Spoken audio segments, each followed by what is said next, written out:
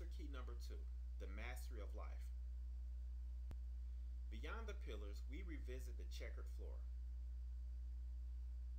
but from the new perspective of a master builder in the financial markets. With our new understanding of polarity of the pillars, we see the floor in a new light. The floor symbolizes your highest good of mastering the integration of your positive and negative polarities so that you stand square with the markets. From the knowledge gained from the Blue Lodge, you should see that your standing up until now has been likened to a chess game, where you have unknowingly been a pawn in somebody else's game. But to stand on your own, you must play the game as though you are neither a pawn nor a king.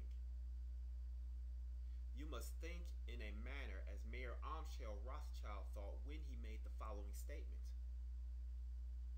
"Give me control of a nation's money, and I care not who makes the laws." In other words, you don't want to be in the capacity of anyone's outcome, even if it's a profitable one. You want the standing of ownership to control any outcome in the financial markets. Very big difference. Allow me to confer the power of this point. What is the difference between someone who has their money parked in a Fidelity or Vanguard mutual fund and the persons who own the Fidelity and Vanguard mutual fund company? One is a consumer of a financial product, and the other is an owner and seller of that financial product. Same product, but different psychology. And the difference in psychology leads to a difference in outcomes. An investor will risk his or her working life in hopes that a mutual fund may squeeze out enough returns for a decent retirement with no guarantee of favorable market conditions. Yet, an owner will not take the same risk, but will often take that same mutual fund and build a net worth that has been known to run into the billions, regardless of market conditions. This psychology of ownership is what you must put in your void I mentioned in the first master key.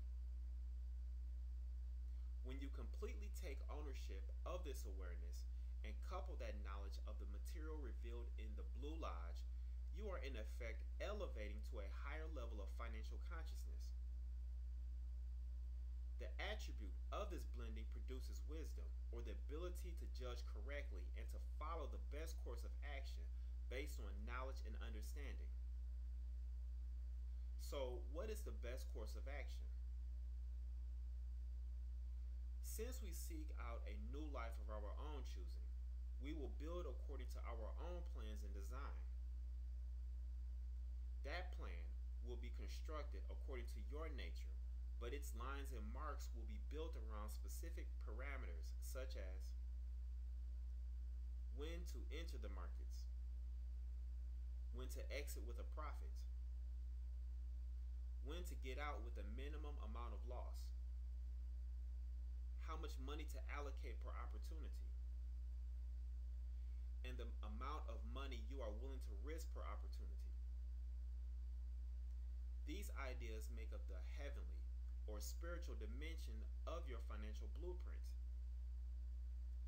As we make a steady application of wisdom towards mastering your financial craft, you will notice a profound effect. You will begin to have a fledgling confidence as you play the game from a position of power. This confidence, which is necessary to follow through in your undertaking, is equivalent to strength, which goes back to the pillar of Boaz. And because one is confident and wise in action towards mastering one's financial game, the result is a striking or beautiful life, which is likened to the pillar of Joachim. When we put these attributes together, we get the following: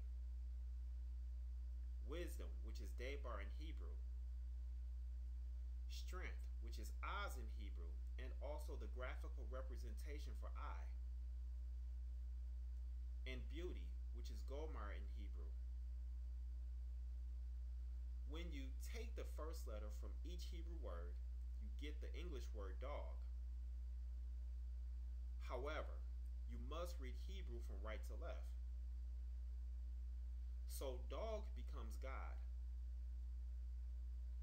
As you follow financially in the footsteps of those godly attributes of wisdom, strength, and beauty, you become that which you practice, bringing harmony instead of discord. But to stay at your spiritual potential will lead to intellectual arrogance and stagnation.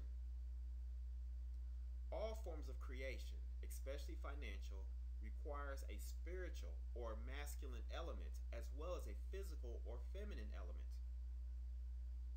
which in this case we wish to build in the financial markets and not in our heads.